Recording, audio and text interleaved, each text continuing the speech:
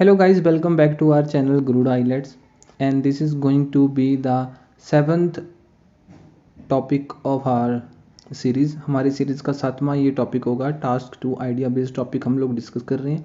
अगर किसी ने प्रीवियस सेशंस नहीं देखे तो प्लीज़ वो प्रीवियस सेशंस पे जाए और उन प्रीवियस सेशंस को देखे।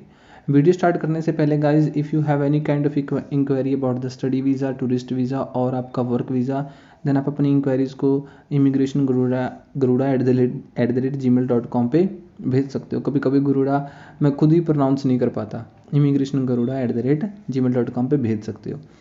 आज का जो हमारा टॉपिक है, जैसे मैंने आपको बताया, ये कैपिटल पनिशमेंट के ऊपर होने वाला है।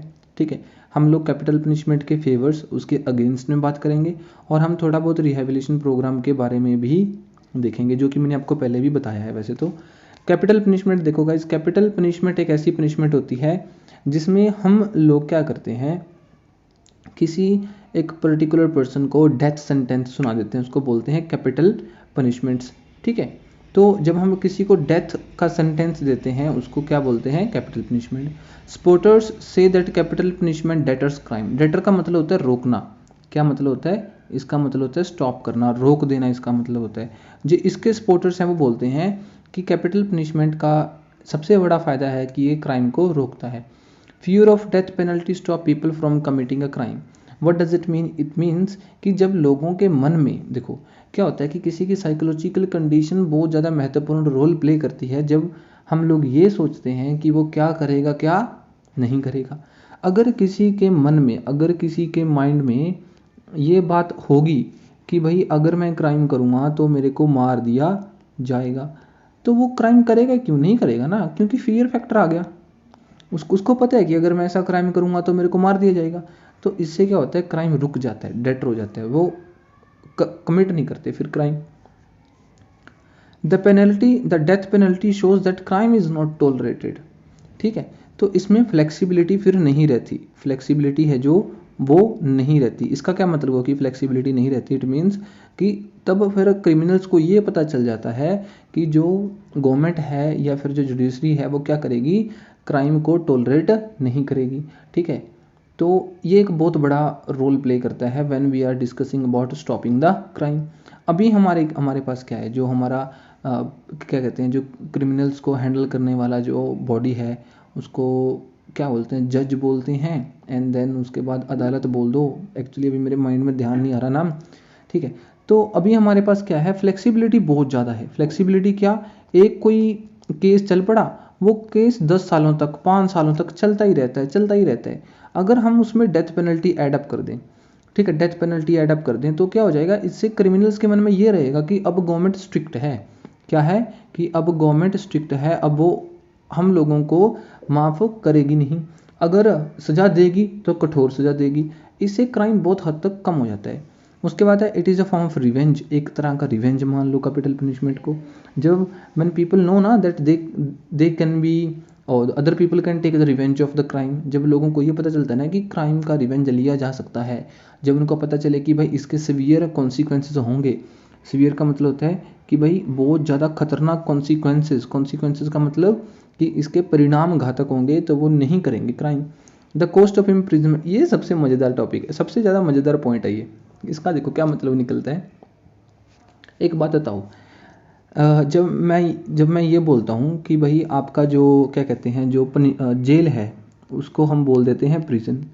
उसमें जो क्रिमिनल्स होते हैं उनको खाना मिलता है कि नहीं मिलता? उनको खाना मिलता है, उनको फिर शेल्टर भी मिलता है। ठीक है, खाना मिला, शेल्टर मिला, उनको क्लोथ्स मिलते हैं, उनके ऊपर जो भी फैसिलिटीज़ लगती हैं, जो ये फैसिलिटीज़ उन लोगों को प्रोवाइड करेगी, इसमें क्या लगता है? इसमें लगता है पैसा। और जब ये पैसा, जो ये मनी इतनी सारी लगती है, अगर हम किसी को डेथ दे दें, अगर हम किसी को मार दें, तो हम ये क्या कर सकते हैं, इस सारे के सारे पैसे को बचा सकते हैं, सेव कर सकते हैं। जो फूड के ऊपर खर्च हो रहा है, जो शेल्टर के ऊपर खर्च हो रहा है, जो क्लोथ्स के ऊपर खर्च हो रहा है, जो फैसिलिटीज़ के ऊपर खर्च हो रहा है, वो सारा का सारा पैसा बचाया जा सकता है अगर हम किसी को क्या दे दें, डेथ पेनल्टी दे दें। ठीक है, ये थोड़ा सा ध्यान में रखना कि डेथ पेनल्टी के बारे में बात चल रही है। Cost of imprisonment is avoided.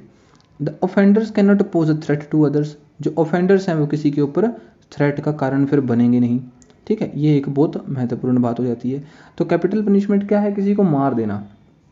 सबसे बड़े दो इम्पोर्टेंट जो हमारे पास हैं, एक तो है ये कि इससे इम्प्रिजनमेंट का कॉस्ट कम हो जाता है, और उसके बाद है कि ये डेटर करता है क्राइम्स को। क्यों? क्योंकि इसमें एक फियर फैक्टर ऐड हो जाता है, पेनल्टी ऐड हो जाती है। कौन सा? एक फियर फैक्टर आ जाता है इसके अंदर। ये इंपॉर्टेंट है, जो ध्यान रखना है आप लोगों को। आगे चलते हैं। जो लोग कैपिटल पनिशमेंट के अगेंस्ट हैं वो देखो क्या बोलते हैं। ये बोलते हैं कि innocent people could be wrongly convicted and executed. कि जो इनोसेंट पीपल हैं वो बेचारे, क्या पता उनको हम अनजाने में एग्जीक्यूट कर दें और रॉन्गली कन्विक्टेड कर दें। कैसे? देखो क्या होता है कि हम फैब्रिकेट तो कर सकते हैं ना भाई। अगर कोई बंदा है, कोई आदमी है ना, ठीक है, कोई मैन है, उसके खिलाफ हम जो सबूत हैं उसको फैब्रिकेट भी कर सकते हैं। फैब्रिकेट करने का क्या मतलब हो गया कि हम सबूतों को बना सकते हैं, और जब उस सबूतों को बना के अदालत में पेश करा जाएगा तो इससे क्या हो जाएगा, जो भी हमारे पास सबूत हैं, जो भी हमारे पास जो कन्विक्टेड बंदा है, ठीक है, उसको तो उन्होंने बोल दिया ना कि भाई जो कन्विक्टेड बंदा है ये क्रिमिनल है, उसको सजा दे दी। इससे इनोसेंट लोग भी मारे जा सकते हैं। इसका बहुत अच्छा एग्जाम्पल है हमारा इंडियन जुडिशरी, क्या बोलते हैं उसको, इसको प्रोनाउंसिएशन में ध्यान नहीं आ रही, सॉरी गाइज। ठीक है, तो इसको क्या बोलते हैं कि इंडियन एक बहुत अच्छी कहावत है, मैं आपको बोल रहा था। हमारा जो संविधान है, हमारा जो संविधान वो क्या बोलता है कि अगर एक इनोसेंट को मारने के चक्कर में, अगर मतलब एक इनोसेंट को बचाने के चक्कर में अगर 100 क्रिमिनल भी छूट जाते हैं ना, तो इसमें कोई बड़ी बात नहीं है। तो हमारा संविधान कहीं ना कहीं थोड़ा सा इस तरफ चला जाता है कि इनोसेंट को एग्जीक्यूट नहीं करना, इनोसेंट को जो क्राइम है, सॉरी, जो पनिशमेंट नहीं देनी। ठीक है, इनोसेंट को जितना हो सके उतना बचाया जाना चाहिए, ये हमारा ऐसा संविधान बोलता है। तो ये ध्यान में रखना है कि इनोसेंट मारा जा सकता है इस तरीके से। Crime rate are not necessarily reduced. ऐसा तो नहीं है कि इससे क्राइम रेट रिड्यूस होएगा। आप क्राइम कितना है, आप पनिशमेंट कितनी ही सीवियर क्यों ना कर दो, क्राइम एक्टिविटीज़ होनी ही होनी है। अगर आप पास्ट में देखो, पहले तो बहुत खतरनाक पनिशमेंट्स होती थी। सिर कुचलवा देते थे हाथियों से, खाल निकाल देते थे आदमियों की, कितनी सीवियर पनिशमेंट्स हैं। लेकिन क्राइम तो तब भी होते थे ना, आज भी हो रहे हैं। तो इसका ये कि ये प्रॉपर, ये कोई रिलायबल और अथेंटिक या फिर कोई मोरल और एथिकल सोल्यूशन नहीं है। दूसरे बहुत सारे सोल्यूशंस हैं। Many criminals do not think they will caught. कुछ लोगों को तो लगता है कि वो पकड़े ही नहीं जाएंगे, मरेंगे कैसे, पकड़े ही नहीं जाएंगे। Capital punishment is not a good deterrent. कोई गुड डेटरेंट नहीं है, कोई अच्छी रोकथाम है नहीं है। Executing prisoner create a violent culture and encourage revenge. इससे वॉयलेंट कल्चर पैदा होता है और एनकरेज होता है रिवेंज की भावना।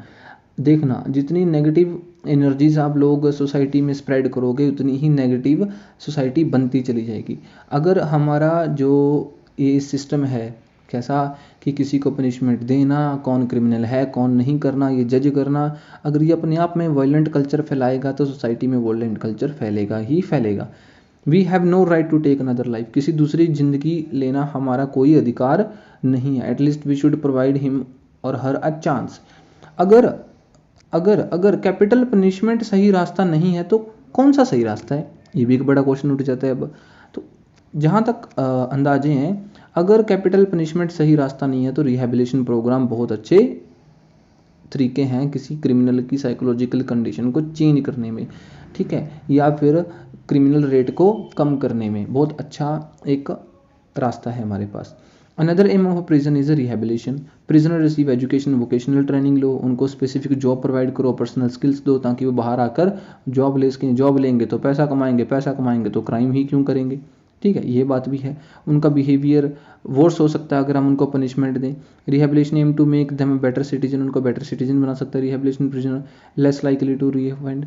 जो रिहैबिलिटेड प्रिजनर्स होते हैं वो, उनके चांसेस बहुत कम रहते हैं कि वो ऑफेंड करेंगे, रीऑफेंड करेंगे, फिर से क्राइम करेंगे, ठीक है। तो जो हमारा कैपिटल पनिशमेंट था उसके जो मेजर पॉजिटिव्स हैं वो कौन कौन से हैं। एक तो हो गया कि ये कैपिटल उसको क्रिमिनल्स को रोकेगा। क्यों रोकेगा? एक तो हमने सोचा, एक तो हमने देखा कि एक तो फियर फैक्टर है, दूसरा है इससे कॉस्ट बहुत ज़्यादा बचती है। और हम अगर उसकी अगेंस्ट बात करें, जो इसके नेगेटिव हैं कि इससे ज़रूरी नहीं है क्रिमिनल एक्टिविटीज़ रुकेंगी, ठीक है। जो इससे क्या है, इनोसेंट लोग भी मारे जा सकते हैं। दूसरा है कि ये कुछ अच्छा रिलायबल तरीका नहीं है, वॉयलेंट कल्चर को फैलाता है। ह्यूमन राइट्स, हमें कोई राइट नहीं है, हमें कोई अधिकार नहीं है कि हम दूसरों की ज़िंदगी को छीन लें। ठीक है, तो इसी के साथ गाइज हम लोगों ने आज का जो ये टॉपिक है इसको समझने की कोशिश करी, ख़त्म करा। अगर आप लोगों के पास इससे रिलेटेड कोई दूसरा तरीका है, कोई दूसरी बात है, कोई दूसरा पॉइंट है जो आप लोग बोलना चाहते हो तो वो बोल सकते हो। ठीक है, तो आज का हमारा जो टॉपिक है यही होता है ख़त्म। और इसी के साथ guys take care, bye bye. मिलते हैं आपको नेक्स्ट वीडियो में, तब तक के लिए जय हिंद, जय भारत।